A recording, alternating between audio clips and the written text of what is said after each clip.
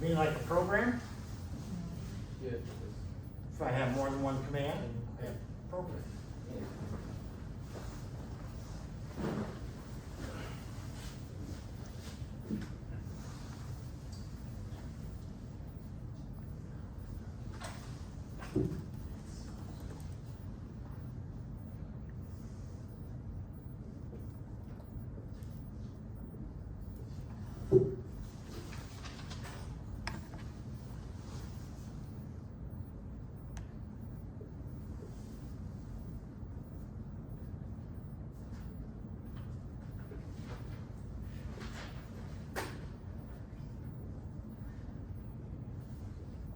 The software drivers typically are small programs used to control a hardware device.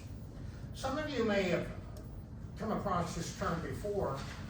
If you've ever tried to interface a printer to your computer, you have to have a software driver for that particular printer model in order to use it. This particular chip is the first chip that actually has a software driver used to control it. Now, the devices that we had up to this point, we had signals that we had to serve, a chip enable, a read signal, a write signal, we had address lines, and so on. Now we're going to have to run a small program to do certain operations on this particular device. So this is the first of two devices we will see in this class that require software drivers to use. This is a program command, unlock bypass command, chip erase command, a block erase command, erase suspend command, erase resume command. I'm going to come back to those. Okay. This table 5, this is for the 16-bit mode, where the byte line is high. This shows you the software drivers to do various operations. Now, the reason why you need to worry about this is if you're involved on on a large project and you're the hardware designer, you're going to have assigned software engineers who will do the software design. It's been my experience that virtually all software engineers know about as much about hardware as they do making peanut butter. They don't know anything about it. So what you're going to have to do is sit down with that software engineer and say, when you want to do this particular operation, here's the software driver you've got to execute. So let's suppose that we want to erase the entire chip. And before I go through that, let me make or give you your third commandment. In a data sheet, whenever you see a data table, thou shalt read all notes associated with the table. Okay, let's look at let's take the block erase command. So I've got one of those blocks, and I just want to erase that one block because I'm then going to program the block. So here's what I'm going to have to do. On the address lines, this is your software driver. You're going to have to put address 555, and on the data lines, AA.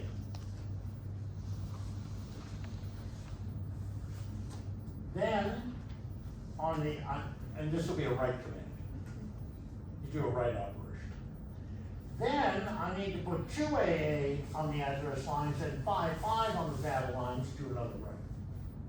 Then 555 on the address, 80 on the data, do another write. Then 555 on the address lines, AA on the data lines, do another write. Then put 2AA on the address lines, 55 on the data lines, do another write.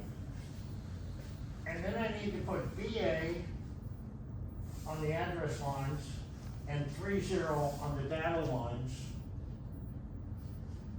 and another write.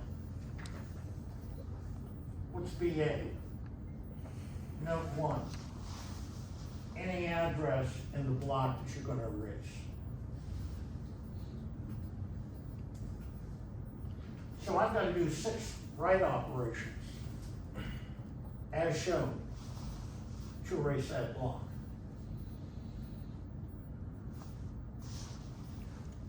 Now, I don't know what those commands do, it doesn't matter.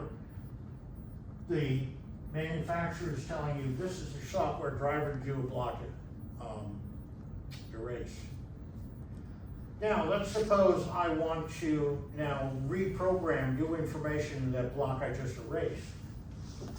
I can do a program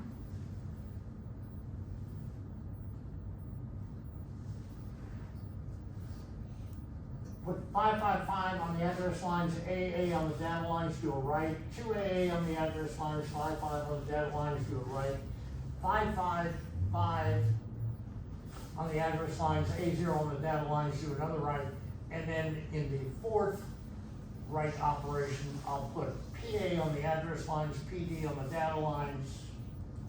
Note number 1, PA is the program address, PD is the program data.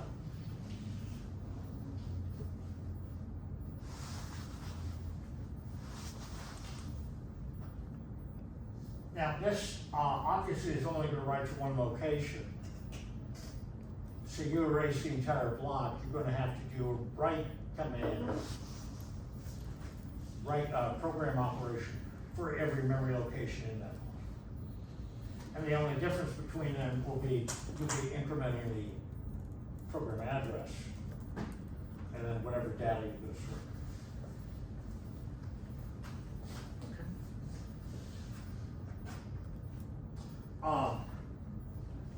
There is a chip erase command, which requires 6 write operations. There is a command to where you can suspend that for some period of time, and then there's another command to resume it if you want to. So these are all things that you can do, but each of these operations, commands, require a software driver, and this table tells you what the software driver is, and this is the information that you need to provide to your software engineer. Okay. So this is completely different from what we've seen before. This is for the 8-bit mode. The commands are a little bit different. So depending on whether you're configured the chip for 16-bit data or 8-bit data will dictate which table you go to and where you extract the software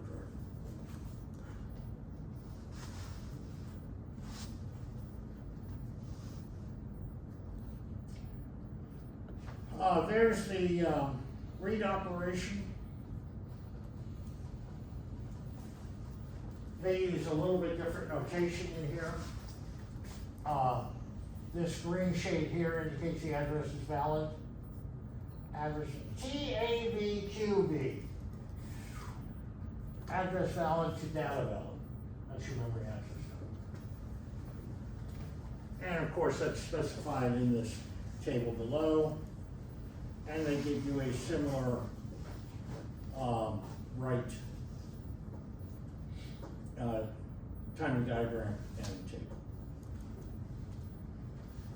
All right, so now I'm going to answer your question.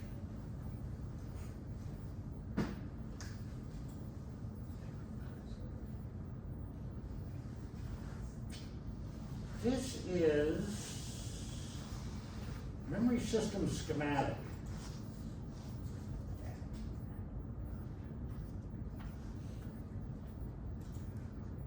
All right, somebody help me out. Oh, I guess it's here. Ah.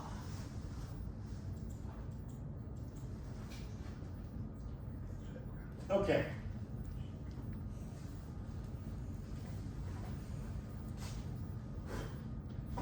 This is a hypothetical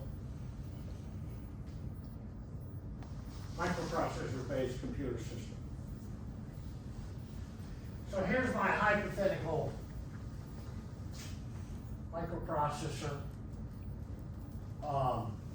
It has 20 address lines, and anytime it wants to access some location in memory, it will output on these address lines what address it wants to get access to. And then here's the data bus lines to where it can output data on the write operation and read data in on a read operation. Now these are four 28C256 chips, which I have labeled number 1 through number 4.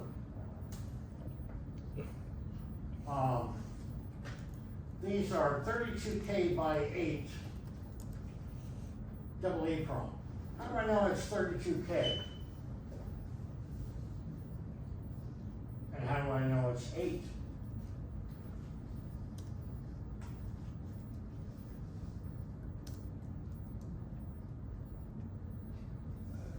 Based on the number of address lines, you have 0 through 14. So I have 15 address Yeah, lines. there you go. And then the output, you have 8. And I have 8 outputs. How much memory can the microprocessor access in terms of memory? 1 meg, because it generates 20-bit addresses. So, this memory is only going to consume 32K. So that means that this system probably has other memory in there, which is not shown. Okay. Now, the memory chips require 15-bit addresses. And so the microprocessor is going to use address lines 0 through 14. And you'll notice that those go to all 4 chips. So anytime that microprocessor generates an address, all memory chips are going to see the same address. So now you know on the memory chip where the address information comes from. It's generated by the microprocessor. Microprocessor has 2 active low commands down here called read and write. The read goes to the output enable of all 4 of these memory chips. So all 4 memory chips will see the output enable asserted if the microprocessor is doing a read operation. Processor also has a write output, which it will assert low if it's going to do a write operation. And you'll see that this write line, if you trace it, goes to the write enable on all 4 chips. So all 4 chips see the same write command. They see the same read commands that are generated by the processor, and they all see the same address. Okay? All right. Now look at the outputs of those memory chips. They're all connected together. This O1 is connected to that O1, which is connected to that O1, which is connected to that, O0, O0, O0, and O0 are all connected together, and they all go to D0. O1, O1, O1, O1 all connect together, and they go to D1, and so on. So let's suppose that the processor wants to do a read operation. So all four of these chips are gonna see the same address. They're gonna see the same, read command. If they all dump the contents of the respective memory location onto the data bus, you're gonna get a collision.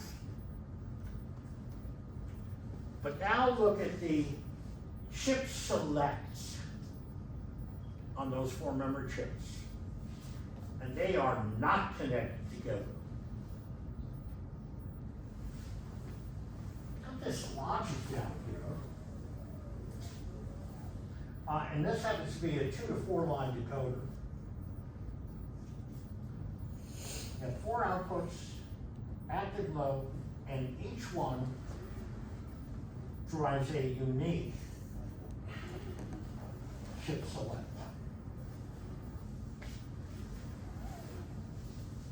Right?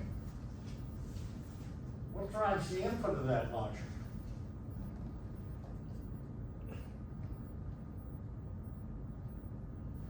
Looks like the address from the microprocessor. Looks like what? It looks like the address from the. Exactly. So here's the concept. You're going to use your higher order bits out of your address bus and decode them to produce the chip enables, which says each one of these chips is you assign a unique block of addresses. Let's see if we can figure out what block of addresses is associated with chip number 1. So,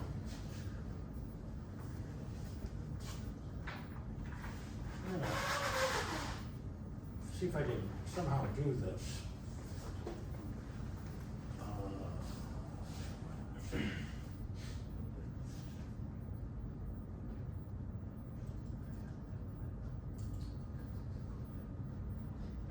I almost can.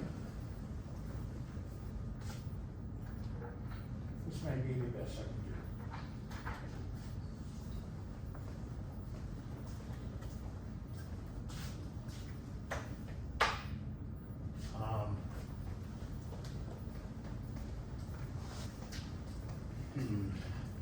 Well, we'll try and make this work.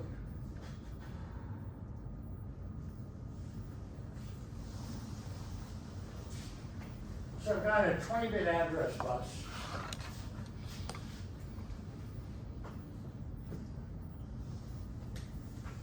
So I have A19, A18, A17, A16, A15, A14, down to A0. So anytime the processor wants to do a read or write operation, it's going to generate a 20-bit address. Now the memory chip is going to consume the lower 15 bits because these memory chips have a 15-bit address bus. So A0 through A14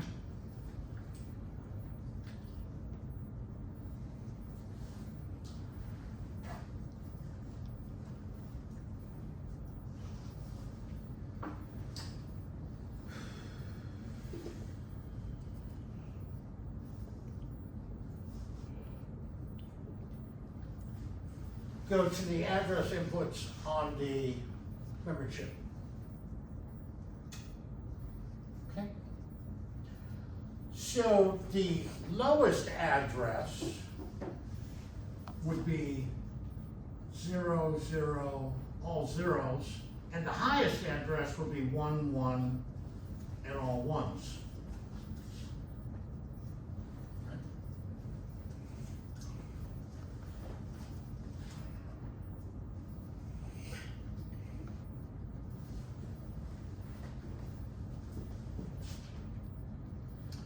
This 2 to 4 line decoder happens to have two select lines.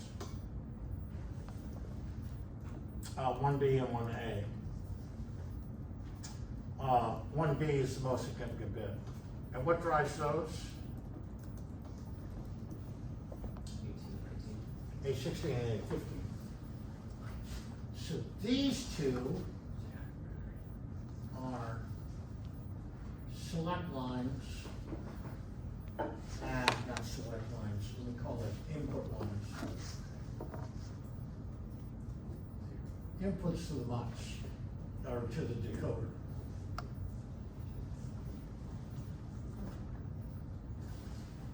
Okay?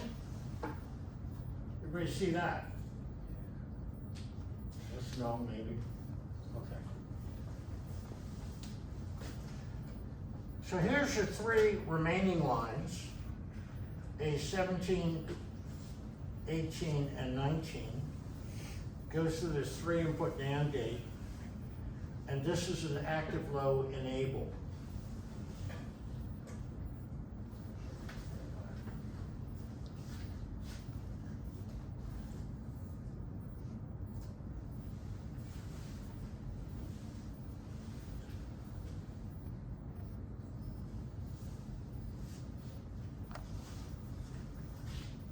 All right, let's take chip number 1.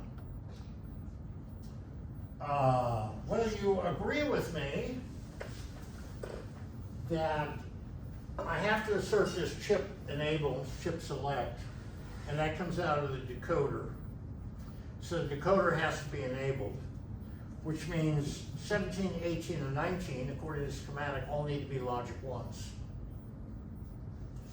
Right? So that's true for the lowest address. This is going to be chip 1.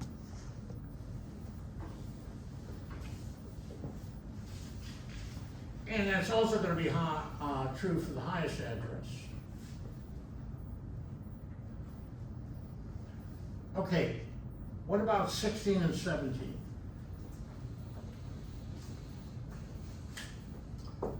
This output is Y0. So what do these two inputs have to be? 0. 0.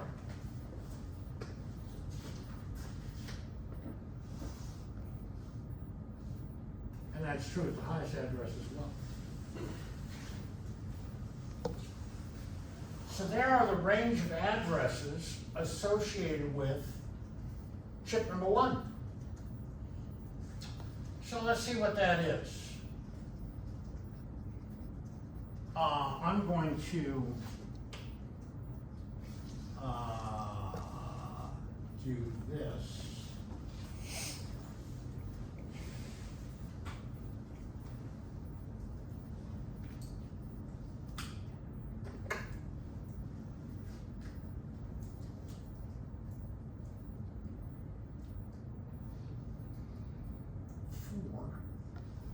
So that's E.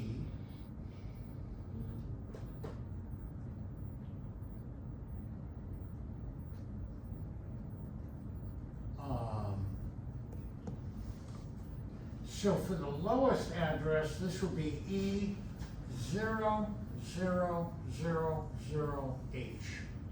That would be the lowest address, because the rest of these are all 0.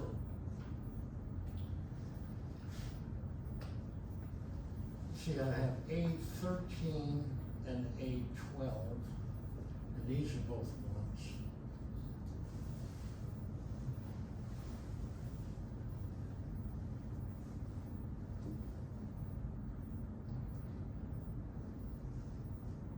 So this is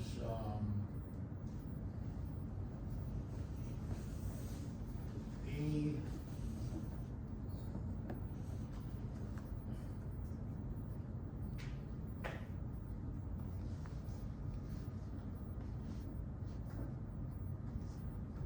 E7 FFF. E, F, F, F, H. It's higher than I would have thought. Wouldn't the first digit be a 7 because A15 is always 0?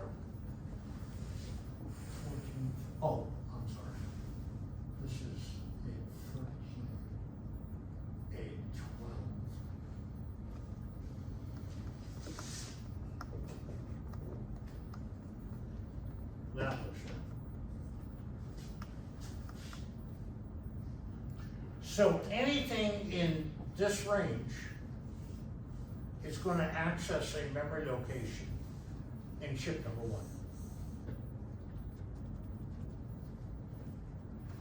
1. And of course, you can figure out what range of addresses are associated with the other 3 chips. And you will. But here's the concept. The microprocessor will generate the address lines that go to every memory chip. It will generate the read or write command that goes to every memory chip.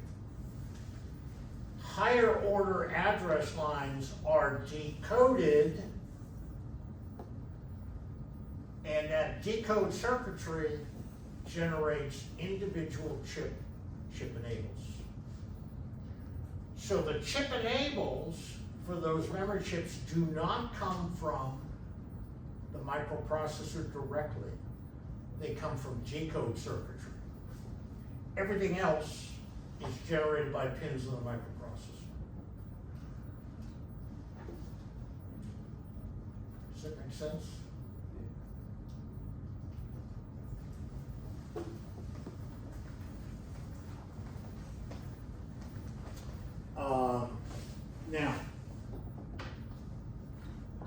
This is combination of logic circuitry. In this case, it's probably it's simple, so you probably wouldn't use a light to implement that.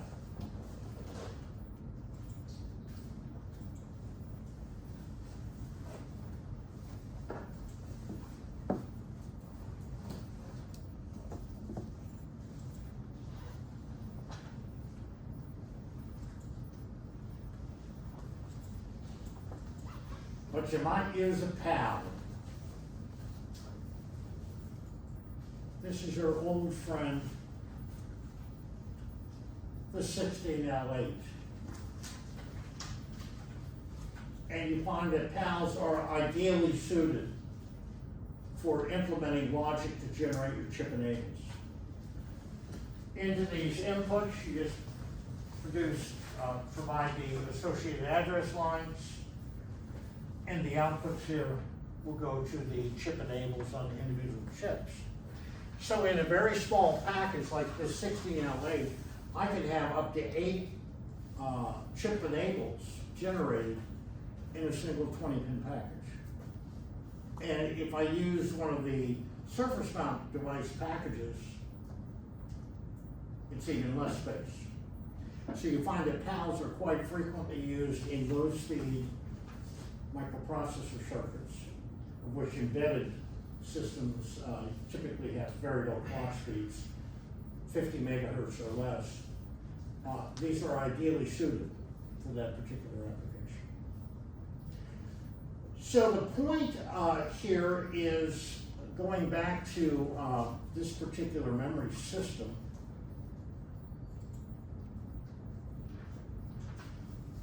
You recall that when we were talking about counters,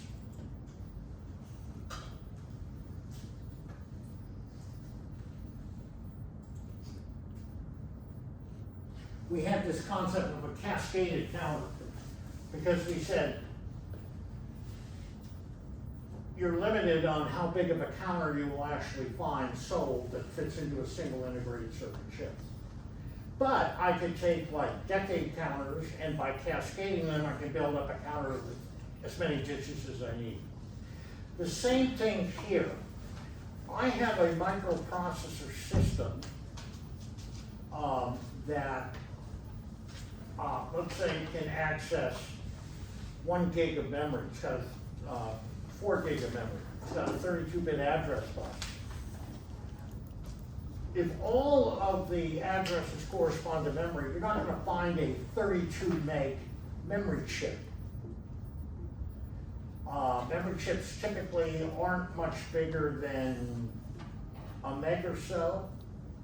You may find 4 meg or 8 meg, but certainly nothing up in the gigahertz range. So how do you build up a big memory system? Well, you do it with a series of smaller memory chips.